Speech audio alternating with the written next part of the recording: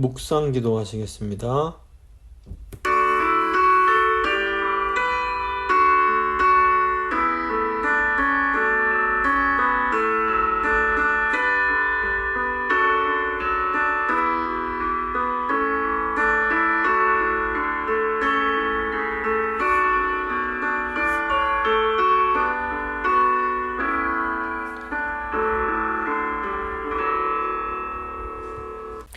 사도신경 고백합니다.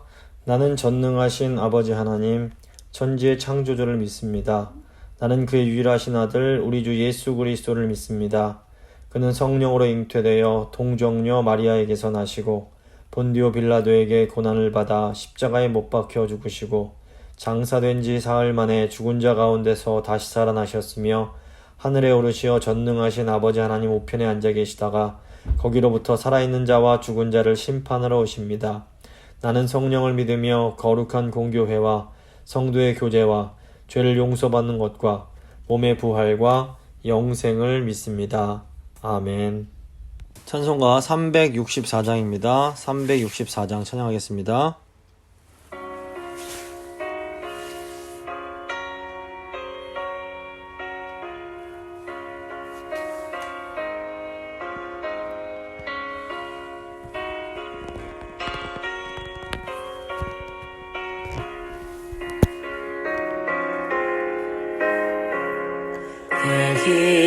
기도하는 그 시간 그때가 가장 즐겁다.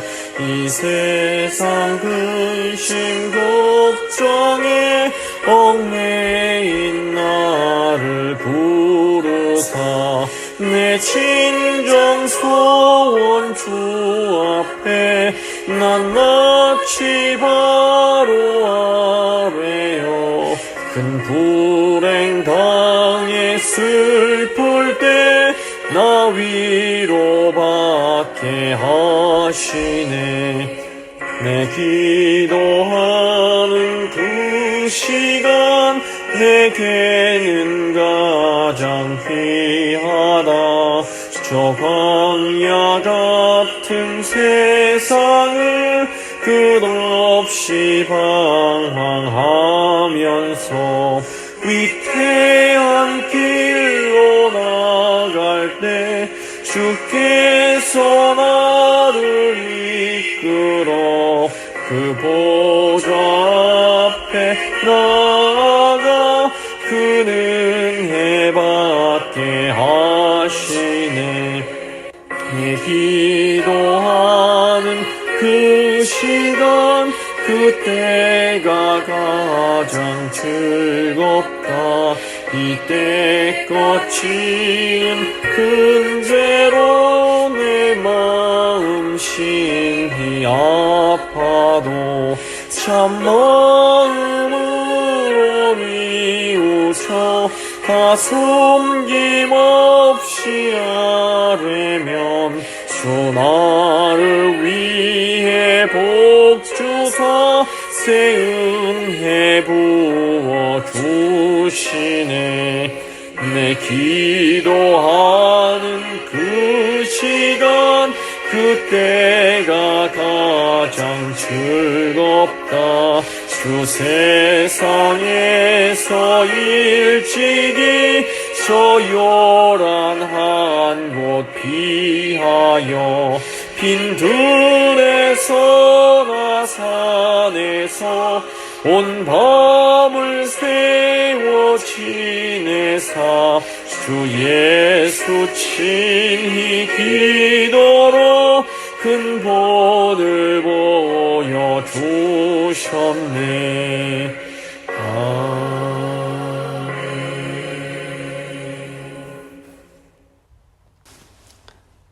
기도하십니다. 살아계신 하나님 감사합니다. 저희를 너무너무 사랑하셔서 주님의 몸된 교회로 불러주시고 교회로서 이 세상을 살아갈 수 있게 하신 것 진심으로 감사합니다. 하나님, 초대교회가 오순절에 함께 모여서 기도할 때에 놀라운 성령이 임했고 큰 부흥을 경험했습니다. 하나님, 저희도 기도할 때에 하나님 주시는 성령 충만을 더욱 경험하게 하시고 하나님께서 주시는 큰 부흥을 경험할 수 있기를 간절히 소망합니다. 하나님, 오늘 말씀 들을 때에 교회로서 저희가 어떻게 해야 할지 깨닫게 하시고 성령 안에서 순종함으로 하나님의 그런 놀라운 일, 하나님의 큰 일을 행하는 저희 교회가 될 수 있도록 주여 저희를 붙들어 주시옵소서. 이 시간 성령께서 저희 마음을 강하게 주장해 주시기를 간절히 믿고 기도하며 귀하신 우리 주 예수 그리스도의 이름으로 기도드립니다. 아멘.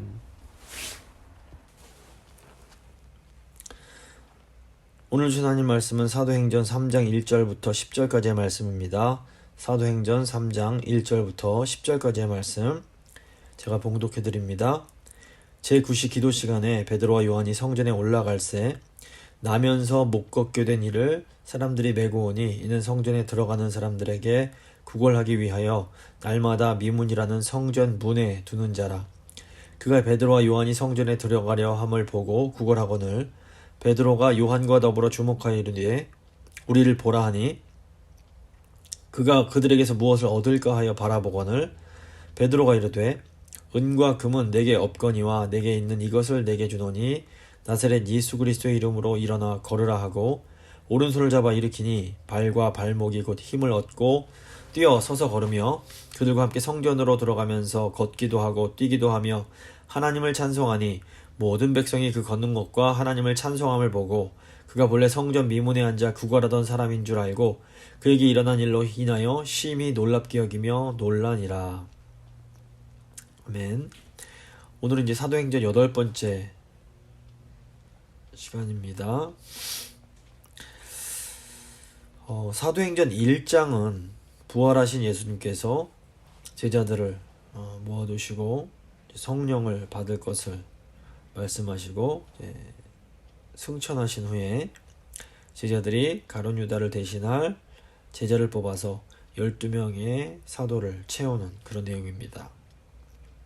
이어지는 사도행전 2장은 제자들이 오순절날에 이제 성령의 충만함을 받고 새 방언을 말하게 되고 또 오순절을 지키기 위하여 세계 각지에서 예루살렘 성전을 찾아온 유대인들에게 복음을 전하는 내용입니다.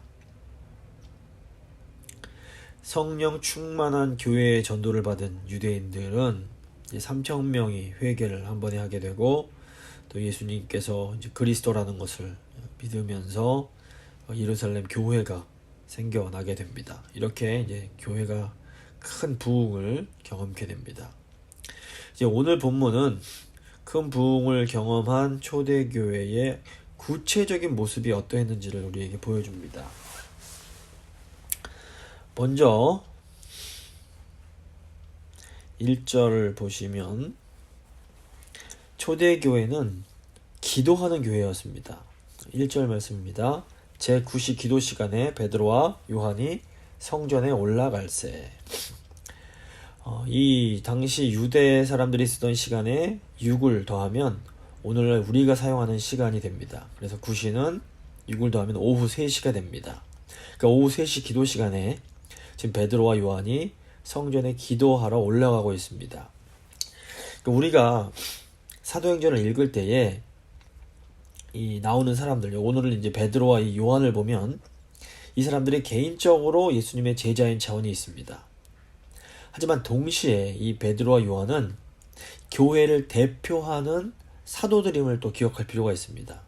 따라서 이 베드로와 요한이 기도하러 올라갔다라는 것은 뭐 개인적으로 베드로와 요한이 기도하러 간 것이라는 의미도 있지만 이 초대 교회가 규칙적으로 때를 따라서 기도하는 교회였음을 보여주는 겁니다.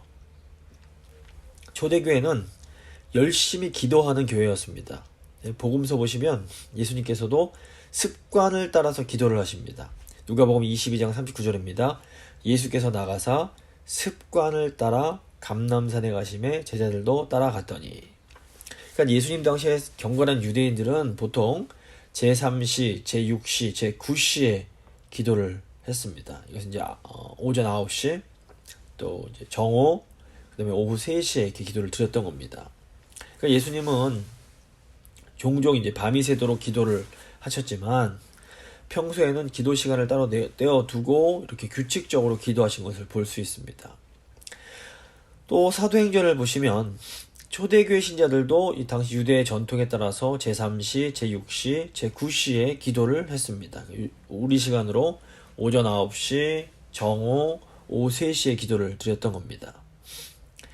사도행전 2장 15절을 보시면 오순절에 제자들이 성령을 받았던 시간이 제3시, 즉 오전 9시였습니다. 그러니까 오전 9시 기도 시간에 제자들이 모여서 함께 기도할 때에 이 성령 강림의 사건이 일어났던 겁니다. 오늘 본문 보시면 베드로와 요한이 그 제9시, 오후 3시에 또 기도하러 성전으로 올라가고 있습니다. 사도행전 10장을 보시면 이 가이사랴에 주둔하고 있던 로마 군대 백부장 고넬료라는 사람이 나옵니다. 이 고넬료는 유대교로 개종을 해서 경건한 생활을 하고 있던 사람입니다. 그래서 고넬료가 유대인의 경건 생활을 본받아서 하나님을 경외하고 백성들을 구제하고 항상 하나님께 기도하는 삶을 살았습니다. 그래서 고넬료가 자기 집에서 제9시, 즉 오후 3시에 그 기도를 하고 있을 때에 하나님의 사자가 이 고넬료에게 나타나서 요바에 있는 베드로를 청해서 데리고 와서 복음을 들어라 이런 지시를 하게 됩니다. 사도행전 10장 30절입니다. 고넬료가 이르되 내가 나흘 전 이맘때까지 내 집에서 제9시 기도를 하는데 갑자기 한 사람이 빛난 옷을 입고 내 앞에 서서 말하되 고넬료야 하나님이 내 기도를 들으시고 내 구제를 기억하셨으니 사람을 요바에 보내어 베드로라 하는 시몬을 정하라 이렇게 말씀합니다. 그리고 이제 나흘 후에 같은 시간에 베드로가 그의 집에 와서 복음을 전할 그때에 고넬료의 집에 함께했던 모든 사람들이 이제 성령을 받게 됩니다. 베드로가 이 이방인 고넬료의 구원과 관련된 환상을 본 시간은 제6시 정오 기도 시간이었습니다. 사도행전 10장 9절을 보시면 이튿날 그들이 길 가다가 그 성에 가까이 갔을 그때에 베드로가 기도하려고 지붕에 올라가니 그 시각은 제6시더라. 그러니까 베드로가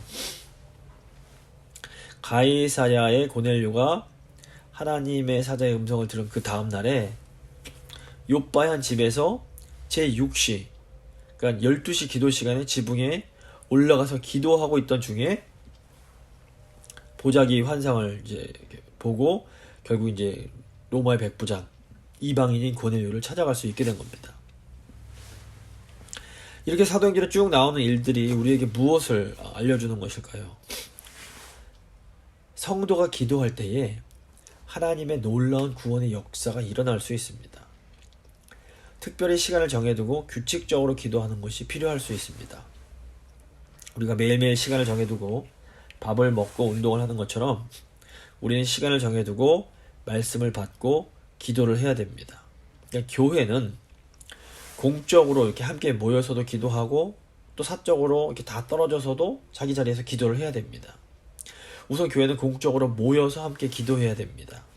이 공적인 예배가 중요한 이유 중 하나가 이 공예배 시간에는 성도가 함께 모여서 기도할 수 있기 때문에 그렇습니다. 성도 한 명 한 명도 하나님의 사람인 것이 분명합니다. 그래도 교회는 성도가 함께 모임으로 또 교회가 될 수 있습니다. 그러니까 우리 몸이 물리적으로 같은 시간, 같은 공간에 모이는 것도 중요한 의미가 있습니다. 그래서 이제 기회가 되자 시간이 되면 저희가 빨리 이제 말씀드린 것처럼 모여서 예배를 드리려고 합니다. 하지만 우리가 모인다고 할 때에 무엇보다 우리의 마음이 하나로 모이는 것이 더 중요합니다. 같은 시간과 공간에 있어도 이 마음이 하나로 모이지 못하면 의미가 없고 능력이 없습니다. 그래서 공예배의 기도는 모든 성도가 한 마음으로 하나님께 드리는 기도다 이렇게 생각하시면 됩니다. 그래서 공예배 대표 기도 같은 경우에는 어떤 한 특정한 사람에게 초점을 맞추기보다는 이 한 몸 된 교회 전체에 초점을 맞춰서 기도하는 것이 좋습니다. 그래서 물론 우리가 함께 모여서 기도할 때에도 각자 기도하는 시간에는 이 개인적이고 사적인 것들을 하나님께 아뢰 수 있습니다. 나 자신을 위해서 기도하고 또 우리 가족들을 위해서 나의 어떤 사업을 위해서 기도할 때에도 우리가 교회에 함께 모여서 기도하면 더 기도에 집중할 수 있는 그런 유익을 얻을 수 있습니다. 근데 이제 교회는 이렇게 모여서만 기도하는 것이 아니라 흩어져서 있을 때 개인적으로도 또 기도를 해야 됩니다. 그래서 성도는 이 개인적으로 기도하기 위해서 시간을 따로 정해둘 필요가 있습니다. 물론 이미 저희 교회 성도님들 중에서는 규칙적으로 시간을 떼어두고 기도하는 분들이 많이 계십니다. 하지만 이제 젊은 청년들 중에는 이게 기도의 습관이 들지 않은 사람들이 이제 여전히 많이 있습니다. 시간을 이 운동을 위해서 시간을 따로 떼어두지 않으면 운동을 지속적으로 하기가 쉽지 않은 것처럼 이 기도 역시도 미리 시간을 정해두고 매일매일 해서 습관으로 만드는 것이 이게 필요하고 중요합니다. 하루에 10분이라도 시간을 따로 떼어서 개인적으로 하나님과 기도하는 습관을 들이는 것이 아주 중요한 영적 훈련이라고 할 수 있습니다. 디모데전서 4장 8절 보시면 육체의 연단은 약간의 유익이 있으나 경건은 범사에 유익하니 금생과 내생에 약속이 있느니라 이렇게 말씀합니다. 여기서 육체의 연단은 육체적인 훈련을 말합니다. 시간을 떼어놓고 기도함으로 이렇게 시간을 떼어놓고 말씀을 묵상함으로 이렇게 경건을 훈련하는 것이 우리에게 큰 유익이 있을 수 있습니다. 그래서 우리가 함께 모여서 기도하고 또 우리가 각자 떨어져서 개인적인 자리에서 또 기도할 때에 하나님께서 우리를 통해서 이 사도행전에 나오는 하나님의 큰 일을 행하실 수가 있는 겁니다. 이제 두 번째, 초대 교회는 영적으로 갈급한 사람들에게 관심을 기울이는 교회였습니다. 2절부터 3절 말씀입니다. 나면서 못 걷게 된 이를 사람들이 메고 오니 이는 성전에 들어가는 사람들에게 구걸하기 위하여 날마다 미문이라는 성전 문에 두는 자라. 그가 베드로와 요한이 성전에 들어가려 함을 보고 구걸하거늘. 베드로와 요한이 성전에 기도하러 가던 중에 나면서부터 걷지 못하게 된 사람이 구걸을 하고 있는 것을 이제 보게 됩니다. 예전 개역 성경에서는 이 못 걷게 된 이를 나면서 앉은뱅이 된 자라고 이제 번역을 했습니다. 이제 최근에는 사람들이 이 장애인들의 인권에 대한 관심이 높아지면서 과거에서 성경에서 그 장애인을 좀 비하하는 의미로 이렇게 번역된 것을 현재는 이제 고치려고 노력을 하고 있습니다. 예를 들어서 앉은뱅이, 절름발이, 외팔이, 외다리 같은 용어는 지체 장애인이라고 이제 쓰는 것이 좋고, 또 오늘 말씀에 나오는 그래서 이 못 걷게 된 사람은 뭐 선천성 하반신 지체 장애를 가진 사람이라고 이렇게 또 이제 좀 부를 수 있을 것 같습니다. 또 장님, 소경, 봉사라는 말보다는 시각 장애인이라는 말을 쓰는 것이 좋고, 벙어리라는 말보다는 언어 장애인이라는 말을 사용해야 하고, 또 문둥병자나 나병 환자 이런 말도 이렇게 한센인이라는 용어로 쓰는 것이 좋습니다. 사실 저희가 이렇게 과거에 자주 쓰던 이렇게 익숙한 이런 말을 이렇게 새롭게 바꾸서 쓰는 것이 쉽지가 않습니다. 특별히 어른들은 더더욱 그러신 것이 굉장히 오랜 시간 동안 입에 익어버린 그런 용어들을 새롭게 바꾸는 게 이게 쉬운 일이 아닙니다. 하지만 그럼에도 교회가 이런 이제 장애인들을 배려하기 위해서 이렇게 바른 용어를 사용하기 위해서 노력하는 것은 굉장히 이제 중요한 의미가 있습니다. 그래서 언어를 조심하는 것은 우리가 그들의 마음에 관심을 가지고 있다는 것을 보여주는 좋은 방법 중에 하나입니다. 성령을 받은 교회에 처음 일어난 현상이 이 언어가 바뀌는 것이었다는 것을 생각해보면 이게 얼마나 중요한 의미가 있는지를 알 수가 있습니다.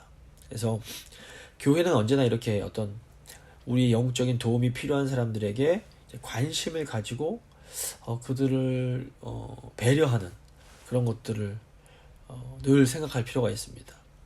이 오늘 말씀에 나오는 하반신 장애를 가진 거리는 영적으로 하나님을 예배하지 못하는 그런 사람들의 모습을 좀 상징적으로 보여줍니다. 거리는 성전 앞 미문이라는 곳에서 구걸을 하고 있었습니다. 그 성전은 하나님께 제사를 드리며 하나님께 기도를 드리는 곳이었습니다. 그런데 이제 구약 시대에는 육체적인 장애가 있는 사람은 성전에 들어가서 하나님을 예배할 수가 없었습니다. 왜 그런가 하면 하나님께는 흠없는 제물만을 이제 드릴 수가 있었는데, 육체적으로 장애가 있는 사람은 흠이 있는 것으로 여겨졌기 때문에 그 하나님 앞에 설 자격이 없다고 보여졌기 때문에 그렇습니다. 그래서 육체적인 장애를 가진 이 거리는 늘 성전에 가까이 가긴 하지만 성전에서 예배는 드리지 못하고 성전에서 예배 드리는 사람들에게 자비를 구하며 구걸하는 일밖에 할 수가 없었던 겁니다. 그래서 복음서를 보시면 예수님은 이 성전에서 이렇게 성전을 정결케 하신 후에 나오면서 장애인들의 장애를 고쳐 주십니다. 그래서 이것은 예수님께서 장애를 고쳐 주심으로 그들이 하나님께 나아가 예배할 수 있는 길을 활짝 열어주신 거라고 볼 수 있습니다. 마태복음 21장 14절 보시면 맹인과 전원자들이 성전에서 예수께 나오매 고쳐주시니.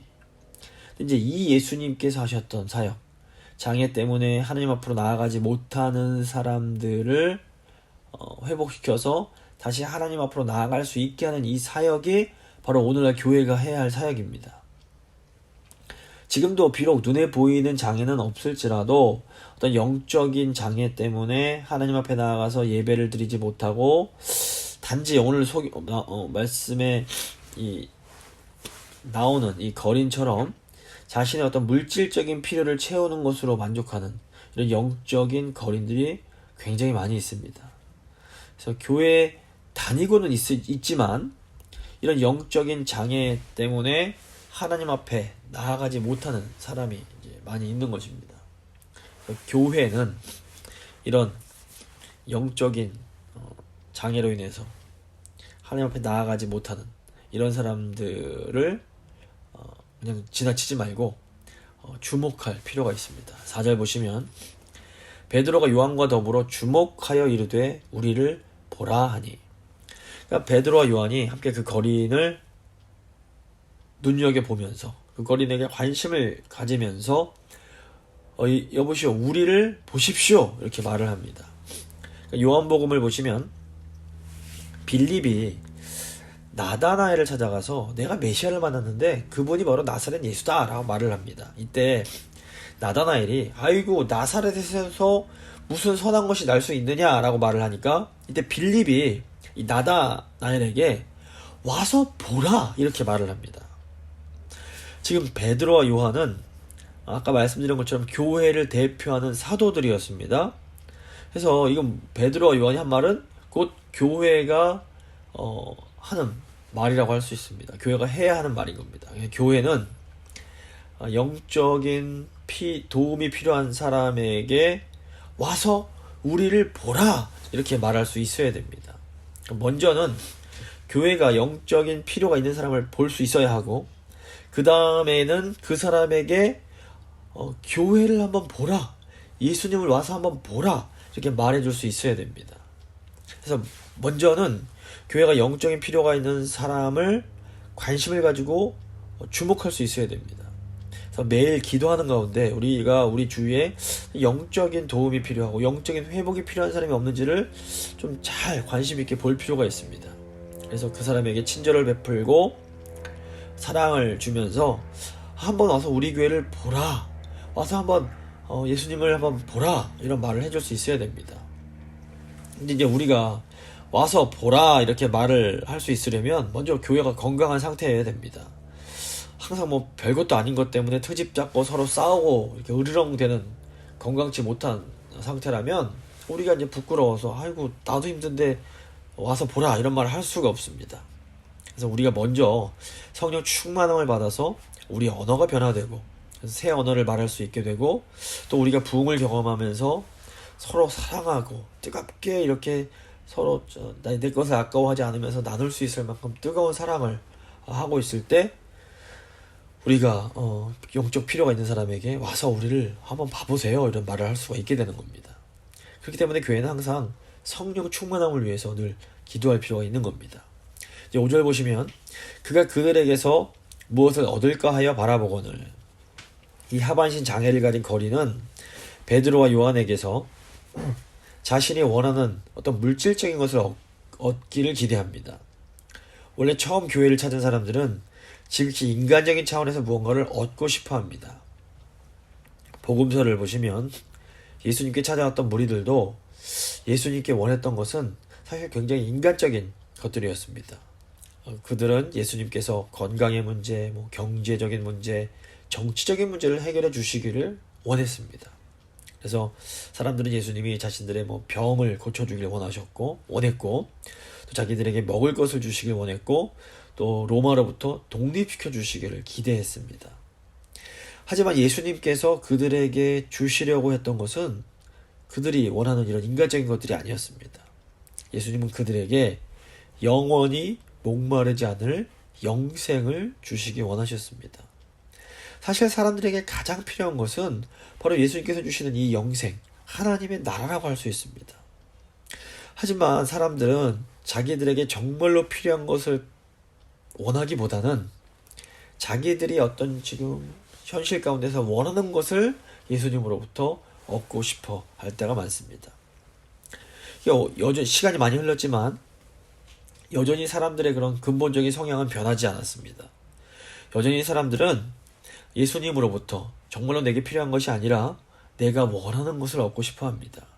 그래서 요한복음 6장 보시면 예수님께서 하늘에서 내려온 생명의 떡에 대해서 말씀을 하실 때 예수님께 몰려왔던 군중들이, 그 무리들이 이게 무슨 말인지 이해가 참 어렵다 그러면서 예수님을 떠나갑니다.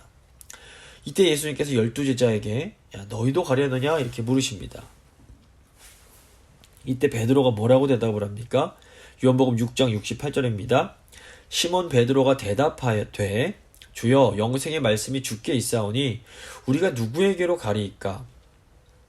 우리가 주는 하나님의 거룩하신 자이신 줄 믿고 알았사옵나이다. 이런 말을 합니다. 그래서 제자는 예수님이 영생의 말씀이심을 알기 때문에 예수님을 따르는 사람들입니다. 그래서 교회는 예수님이 우리에게 주시는 이 영생, 하나님의 나라를 얻기 위해서 예수님을 믿고 따르는 제자들의 모임인 겁니다. 예수님은 우리에게 영원히 목마르지 않는 그런 생수를 주실 수가 있습니다. 그래서 예수님께서 이 사마리아 여인에게 주시려고 했던 것이 바로 이 영원한 생명의 물이었습니다. 요한복음 4장 14절 보시면 예수님께서 그 사마리아 여인에게 이렇게 말씀하십니다.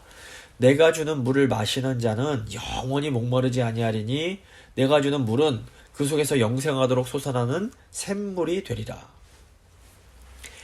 하나님과 교제할 수 없는 이런 영적인 거린과 같은 사람들에게 사실 정말로 필요한 것이 뭔가 하면 바로 이 예수님이 주시는 영적인 그 물, 그 영원한 생명의 물입니다. 그래서 오늘날에는 예수님의 몸된 교회, 즉 우리들이 이 예수님의 생명의 물을 공급하는 통로가, 매체가 되어야 됩니다. 물론 교회는 우리에게 어떤 대단한 영적 능력이 있는 것은 결코 아닙니다. 하지만 하나님은 우리를 이렇게 하나님의 백성, 하나님의 자녀, 교회로 부르셔서 우리가 하나님의 영원한 생명을 공급하는 이 복의 통로가 되기를 원하십니다. 그래서 그러기 위해서는 먼저 우리 안에 이 영생의 기쁨이 흘러 넘칠 필요가 있습니다. 그래서 영생의 기쁨이 흘러 넘치려면 성령으로 충만해야 됩니다. 그리고 성령으로 충만하려면 딱 두 가지, 말씀과 기도밖에 없는 겁니다. 그래서 저희가 이것을 항상 좀 기억할 필요가 있습니다. 이제 세 번째로 초대교회는 무엇보다 예수님을 전하는, 복음을 전하는 교회였습니다. 6절부터 8절입니다. 베드로가 이르되 은과 금은 내게 없거니와 내게 있는 이것을 내게 주노니 나사렛 예수 그리스도의 이름으로 일어나 걸으라 하고 오른손을 잡아 일으키니 발과 발목이 곧 힘을 얻고 뛰어 서서 걸으며 그들과 함께 성전으로 들어가면서 걷기도 하고 뛰기도 하며 하나님을 찬송하니. 베드로는 좀 물질적인 것을 달라고 하는 이 거린에게 은과 금은 내게 없다. 이런 말을 합니다. 베드로는 교회를 대표하는 사도였습니다. 교회는 사실 이 세상 사람들이 원하는 은과 금을 가지고 있는 것이 아닙니다. 예수님도 은과 금을 가지고 계시지 않았습니다. 물론 예수님은 필요할 때마다 하나님 아버지로부터 필요한 모든 것들을 공급받으셨습니다. 마찬가지로 교회도 은과 금은 없을 수 있습니다. 하지만 우리가 필요한 것을 하나님께 구할 때 하나님은 우리에게 필요한 것들을 공급해 주십니다. 근데 교회에는 이 세상에는 없는 것이 하나 있습니다. 그것이 바로 예수 그리스도의 이름입니다. 이름은 곧 존재 전체를 대표합니다. 그래서 예수 그리스도의 이름이 있다라는 것은 예수 그리스도의 모든 권세를 교회가 가지고 있음을 의미합니다. 그래서 마태복음 28장 보시면 예수께서 부활하신 후에 제자들에게 이렇게 말씀하십니다. 마태복음 28장 18절 19절입니다. 예수께서 나와 말씀하여 이르시되 하늘과 땅의 모든 권세를 내게 주셨으니 그러므로 너희는 가서 모든 민족을 제자로 삼아 아버지와 아들과 성령의 이름으로 세례를 베풀고 내가 너희에게 분부한 모든 것을 가르쳐 지키게 하라. 볼지어다 내가 세상 끝날까지 너희와 항상 함께 있으리라 하시니라. 교회는 하늘과 땅의 모든 권세를 가지신 예수님을 가지고 있는 겁니다. 그래서 교회는 필요할 때마다 그 예수님의 이 위대한 권세를 사용할 수가 있습니다.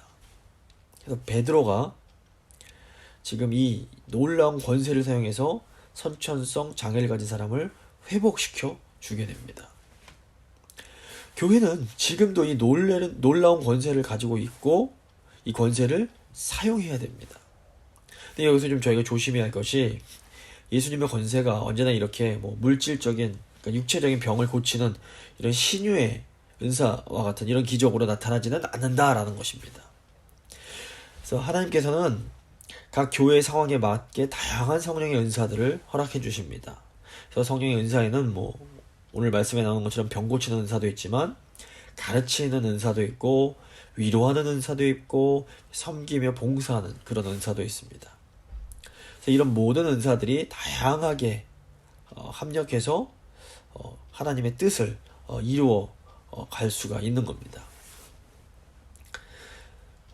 사실 이제 선교사님들의 말씀을 들어보면 지금도 가난하고 의료 환경이 그렇게 좋지 못한 나라들에서는 이 병원에 가지 못하는 사람들이 많기 때문에 이 병을 고치는 신유의 은사가 많이 나타난다고 합니다. 지금 저희 교회가 선교하고 있는 이 네팔의 목사님은 한국에서 신학을 하시고 또 이제 미국에서 조직 신학 석사를 받으셔서 이 교회 목회뿐 아니라 네팔의 신학교에서 많은 이제 사역자들에게 신학을 교육하는 신학자이십니다. 근데 이제 네팔에는 그 정식 신학 교육을 받지 못하는데 이제 교회를 섬기고 있는 목회자들이 아직도 굉장히 많다고 합니다. 그래서 이제 이 목사님이 다른 이제 그 교수님들과 종종 주기적으로 시골을 방문해서 그 시골에서 섬기는 목회자들에게 그 신학 교육을 시키는 그런 사역을 하고 계십니다. 그런데 이 목사님이 이제 시골을 방문할 때면 그 마을에 병이 있는 사람이거나 어떤 귀신 들린 사람들이 이 목사님이 오셨다고 기도를 해달라고 부탁을 많이 한다고 합니다. 그러면 이제 이 목사님이 함께 간 교수님들과 손을 얹고 이제 기도를 해주게 되는데 그러다 보면 귀신도 떠나가고 정말 병이 나는 그런 일들이 지금도 생긴다고 합니다. 근데 이 목사님이 한국에서도 칼빈주의 전통의 개혁주의 신학을 배우셨고 미국에서도 미시간에 있는 칼빈 신학교에서 공부를 하셨습니다. 그래서 이분이 뭐 말씀 사역과 교육 사역에 은사가 있고 또 관심이 있으신 분이지 뭐 병 고치는 신유 사역에는 관심도 없고 사실 은사도 없는 분입니다. 이제 그럼에도 이 교회가 온전히 세워지기 위해서 하나님께서는 그 놀라운 권세로 예수님의 권세로 이런 일들을 하실 수가 있는 겁니다. 사실 물질적으로 풍요롭고 의료 환경이 좋은 선진국들에서는 병 고침의 은사보다 지금 더 긴급한 것이 이 사람들의 마음과 생각의 병을 고쳐주는 그런 능력입니다. 너무나 많은 젊은이들이 마귀의 거짓말에 속아서 온갖 잘못된 사상과 이념에 사로잡혀서 하나님을 바르게 예배하지 못하고 섬기지 못하고 있습니다. 그래서 이 시대의 교회는 성령으로 충만함을 받아서 예수님의 이름으로 영적으로 병든 사람을 회복시켜주는 그런 사명을 감당해야만 됩니다. 그래서 오늘 말씀 보시면 이 사람이, 이 거린이 이 장애가 회복이 되고 나니까 사도들과 함께 성전으로 들어가면서 걷기도 하고 뛰기도 하면서 하나님을 찬송하는 일이 일어납니다. 이 일이 지금도 이제 계속 돼야 되는 겁니다. 9절부터 10절 보시면 모든 백성이 그 걷는 것과 하나님을 찬송함을 보고 그가 본래 성전 미문에 앉아 구걸하던 사람인 줄 알고 그에게 일어난 일로 인하여 심히 놀랍게 여기며 놀라더라. 깜짝 놀랐다는 얘기입니다.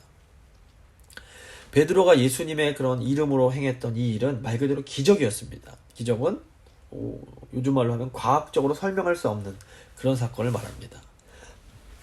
하나님의 존재를 부정하고 눈에 보이는 것이 전부라고 믿는 사람은 기적을 믿을 수가 없습니다. 하지만 전능하신 창조주 하나님을 믿는 사람은 기적을 믿지 않는 것이 사실 더 어렵습니다. 그러니까 우리에게는 이 기적이 막 정말 도저히 불가능해 보이는 일이지만 사실 하나님께는 우리에게 기적이라고 불리는 일이 아무 대단한 일이 아닌 겁니다. 그래서 죄로 인해 타락한 인간들에게는 지금도 기적이 필요합니다. 기본적으로 사람들은 잘 변하지 않습니다. 고집스러운 사람이 자기 뜻을 꺾고 다른 사람들의 말을 듣게 된다, 이런 것은 어떤 의미에서 정말 기적과 같은 일입니다. 그런데 이 기적 같은 일들이 성령께서 역사하시면 일어납니다. 그것도 자주 일어날 수 있습니다. 그래서 아무런 소망이 없던 사람이 예수님을 만나면서 놀랍게 그 마음이 회복되는 그런 기적이 일어날 수 있습니다. 근데 이렇게 교회를 통해서 이런 기적들이 일어날 때에 사람들이 정말로 깜짝 놀라게 되고 다시 교회를 주목하게 됩니다. 그리고 이거 교회가 도대체 어떤 곳이길래 이런 놀라운 변화가 일어날까, 이런 관심을 갖고 교회에 들어올 수 있게 됩니다. 이것이 이제 교회가 행해야 하는 일인 겁니다. 말씀을 마무리 지어보도록 하겠습니다. 오늘 본문을 통해서 보면 성령 충만함을 받고 부흥을 경험하던 초대교회는 무엇보다 먼저 기도하는 교회였고, 사람들의 영적인 필요에 관심을 기울이는 교회였고, 또 무엇보다 예수님을 전하는, 그러므로 기적을 경험하는 그런 교회였습니다. 그래서 우리 교회도 더 열심히 기도하고 또 사람들의 영적인 필요에 관심을 기울이고 또 예수님을 전함으로 놀라운 기적을 경험할 수 있도록 하나님 도와주십시오. 한번 같이 기도하도록 하겠습니다.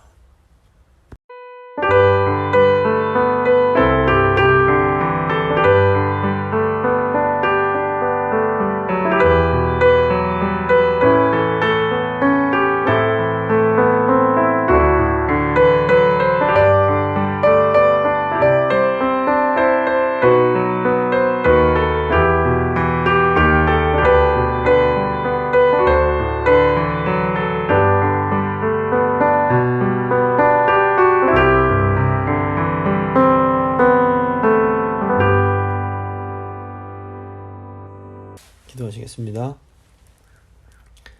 좋으신 하나님 감사합니다. 오늘 말씀 통해서 성령 충만한 교회, 부흥을 경험하는 교회는 무엇보다 기도하는 교회이며 영적인 갈급함이 있고 영적으로 회복되어야 할 사람들에게 관심을 갖는 교회이고, 또 무엇보다 예수 그리스도의 권세를 가지고 행사함으로 정말 놀라운 기적을 경험하는 그런 교회라는 것을 다시 한번 깨닫게 되었습니다. 하나님, 저희 교회가 성령으로 충만케 하여 주시고 더 열심히 기도하고 영혼들에게 관심을 갖고 무엇보다 복음을 전함으로 예수님의 그 권세를 사용함으로 하나님께서 주시는 그런 기적을 경험하는 교회가 되게 하여 주시옵소서. 이제 하나님 코로나 상황들이 이제 정리가 되어가고 있는데 주님 은혜 주셔서 저희 성도님들 그때까지 안전하게 지켜주시고 이제 속히 다시 모여서 예배할 때까지 무엇보다 저희 마음을 하나로 모아주시기를 간절히 소망합니다. 더 간절히 기도하게 하시고 더 사랑하게 하시고 더 예수님만 의지하며 나아가는 저희 교회 되게 하여 주시옵소서. 하나님 은혜 감사드리며 귀하신 우리 주 예수 그리스도의 이름으로 기도합니다. 아멘. 찬송가 497장입니다. 찬송가 497장 찬양하시겠습니다.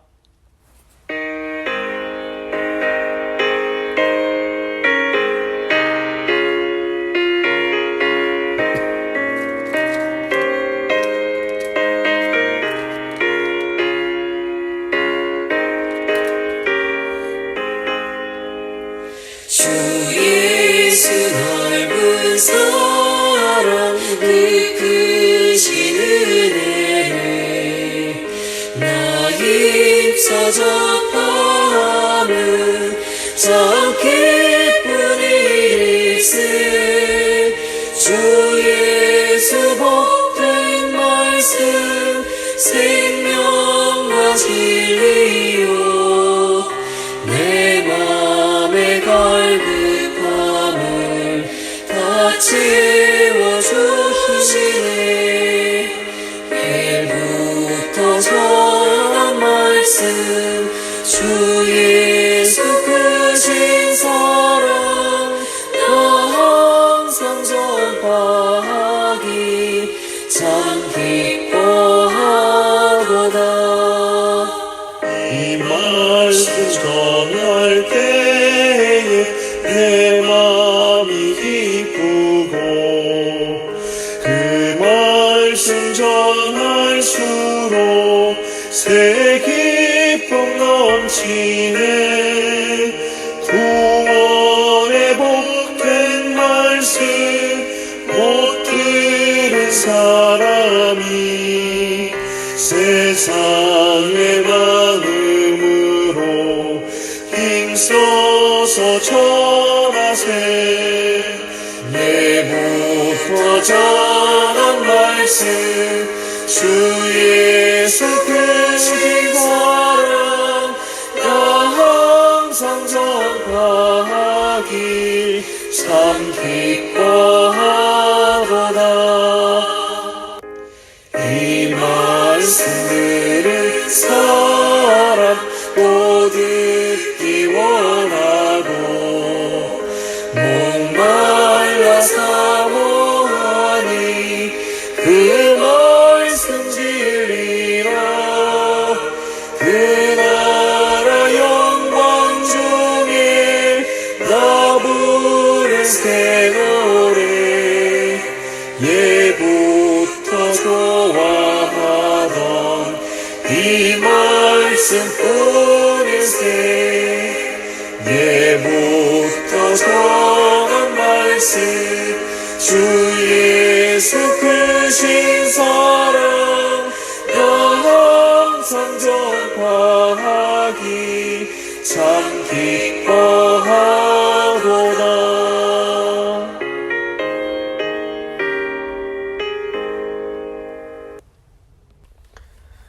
주님 가르쳐 주신 기도로 예배 마치도록 하겠습니다. 하늘에 계신 우리 아버지, 아버지의 이름을 거룩하게 하시며 아버지의 나라가 오게 하시며 아버지의 뜻이 하늘에서와 같이 땅에서도 이루어지게 하소서. 오늘 우리에게 일용할 양식을 주시고 우리가 우리에게 잘못한 사람을 용서해 준 것 같이 우리 죄를 용서해 주시고 우리를 시험에 빠지지 않게 하시고 악에서 구하소서. 나라와 권능과 영광이 영원히 아버지의 것입니다. 아멘.